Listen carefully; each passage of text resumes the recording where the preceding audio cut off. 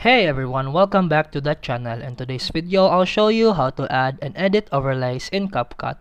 Let's get started. First, launch CapCut and tap New Project or select an existing one.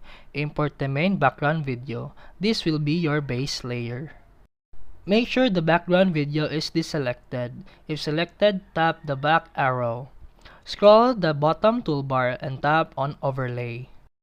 Then tap Add Overlay and select the video or image you want. Then tap Add in the bottom right corner. Then tap the overlay clip on the timeline to select it.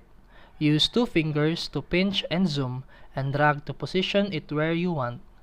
With overlay selected, use editing options like crop, mask, opacity, blend, and animations.